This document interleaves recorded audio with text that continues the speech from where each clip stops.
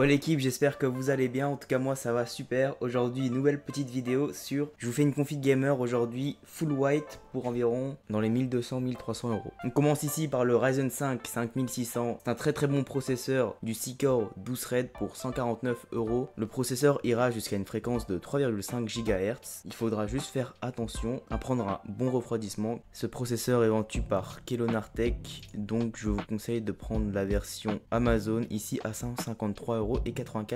Sinon il sera parfait pour faire du jeu vidéo, de l'applicatif, dans de moyennes quantités.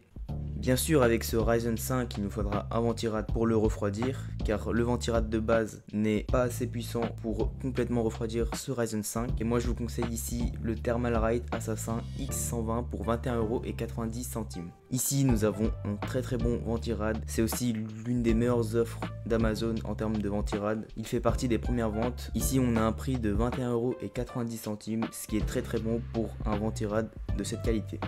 On va poser tout ça sur une B550 et ici nous avons la Asus Prime B550 Plus pour 135,74 €. Alors oui, ça change de d'habitude, de base je prends la B550 Gaming Plus ou la Gaming X, mais comme je vous fais une config full white, j'essaie quand même de prendre une carte mère white argentée comme vous voyez.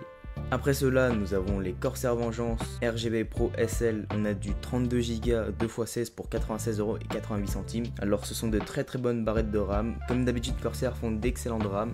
Ici on a un prix un peu plus élevé que les barrettes noires par exemple, car c'est normal. Elles sont produites en moins grande quantité et donc elles sont plus chères.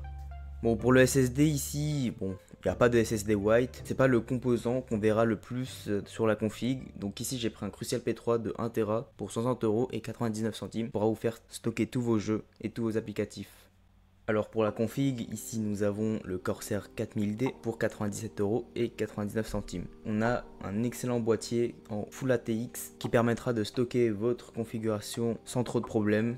On a un très grand espace avec ce boîtier. On pourra mettre 3 ventilos à l'avant. Derrière, on pourra mettre un ventilo. Et sur le top, on pourra mettre jusqu'à un water cooling de 360 mm. Mais il faut faire assez attention car il n'y a que 2 ventilos qui sont fournis dans ce boîtier. Donc, qu'est-ce qui se passe? On achète un pack de ventilos.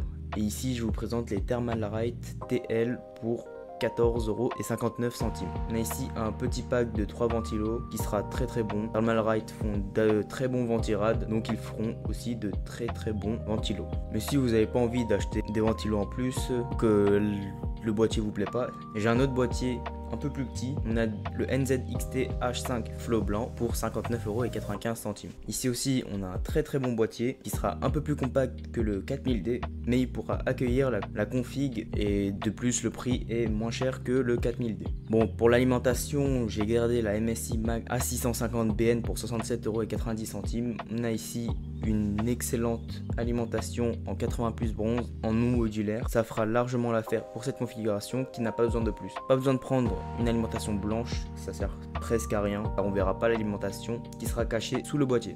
Pour les cartes graphiques, j'en ai choisi deux, un de côté Nvidia et un côté AMD. Et on commence par la Nvidia et ici c'est une RTX 4060 Ti pour 494,14 €.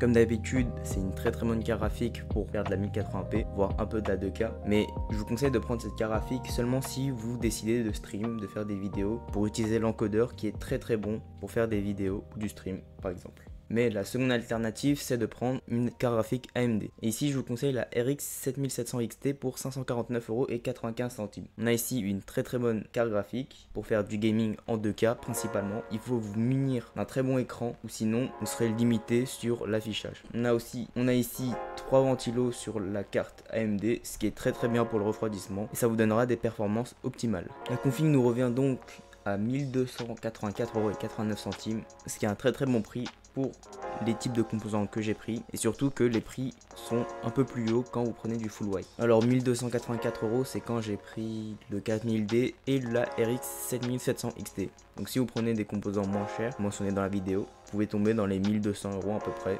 ce qui sera parfait. En tout cas la vidéo elle touche à sa fin, j'espère qu'elle vous a plu. Si c'est le cas, n'hésitez pas à lâcher un pouce bleu et à vous abonner à la chaîne. Et moi je vous retrouve pour une prochaine vidéo. Allez, ciao.